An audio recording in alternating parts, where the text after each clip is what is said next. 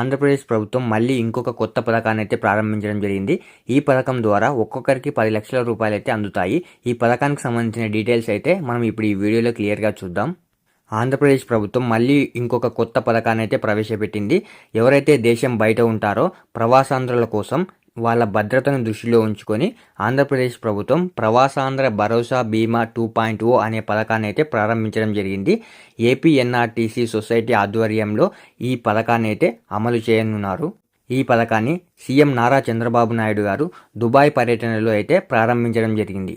అయితే ఇప్పుడు ఈ పథకానికి ఎవరు ఎలిజిబుల్ అవుతారో మనం ఇప్పుడు చూద్దాం.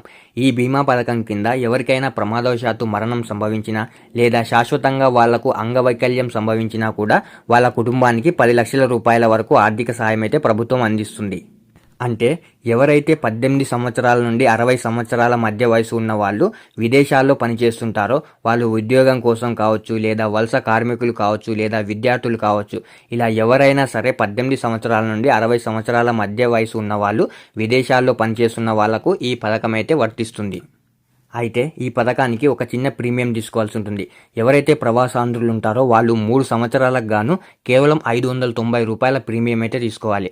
ఇక విద్యార్థులు అయితే సంవత్సరానికి 218 రూపాయల ప్రీమియం అయితే చెల్లించాల్సి ఉంటుంది. అంటే కేవలం 590 రూపాయల ప్రీమియం తీసుకుంటే 3 సంవత్సరాల వరకు ఇదైతే ఈ పథకం అయితే మీకు అవైలబుల్గా ఉంటుంది. ఇక విద్యార్థులు అయితే 218 రూపాయలు సంవత్సరానికి కట్టాల్సి ఉంటుంది. ఇక వేరే దేశానికి వెళ్ళిన వలస కార్మికులు కావచ్చు, ఉద్యోగస్తులు కావచ్చు, ఎవరైనా సరే విద్యార్థులైనా సరే వాళ్ళు అక్కడ ప్రమాదవశాత్తు ఏదైనా మరణం సంభవించినా కూడా వాళ్ళ శరీరాన్ని స్వదేశానికి తీసుకురావడం లేదా ప్రమాదంలో గాయపడిన వాళ్ళను కూడా తిరిగి పంపించడంలో ప్రభుత్వం విమాన ఛార్జీలను కూడా ఈ పథకం ద్వారా ప్రభుత్వమే భర్తిస్తుంది. ఇక అదేవిధంగా ప్రమాదంలో గాయపడిన వాళ్లకు ఆసుపత్రి ఖర్చుల కింద 1 లక్ష రూపాయలు అయితే ప్రభుత్వం ఇస్తుంది. ఇక ఎవరైతే మహిళా ఉద్యోగులు ఉంటారో వాళ్ళకు నార్మల్ డెలివరీకి, అంటే ఎవరైతే అక్కడ ప్రెగ్నెంట్ లేడీస్ ఉంటారో వాళ్ళకు డెలివరీకి కూడా 35,000 రూపాయలు, అలాగే సిజరిన్ డెలివరీకి అయితే 50,000 రూపాయలు వరకు ఆర్థిక సాయం కూడా అందిస్తుంది.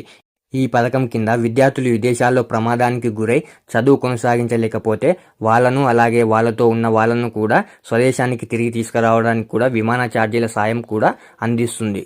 ఇక ఎవరైతే ఈ పథకానికి అప్లై చేసుకోవాలి అనుకుంటున్నారో నేను ఈ వీడియో కింద డిస్క్రిప్షన్లో ఈ వెబ్సైట్ లింక్ అయితే యాడ్ చేయడం జరిగింది. అక్కడ క్లిక్ చేసి మీరు అప్లై అయితే చేసుకోవచ్చు. ఈ పథకం ద్వారా ప్రతి ఒక్క ఆంధ్రప్రదేశ్ వ్యక్తికి కూడా భద్రతా కవచం అందిస్తామని ప్రభుత్వం అయితే భరోసా ఇవ్వడం జరిగింది. కాబట్టి ఎవరైనా అప్లై చేసుకోవాలి అనుకుంటే నేను ఈ వీడియో కింద డిస్క్రిప్షన్లో అయితే లింక్ ఇవ్వడం జరిగింది. అక్కడ క్లిక్ చేసి మీరు అప్లై అయితే చేసుకోవచ్చు.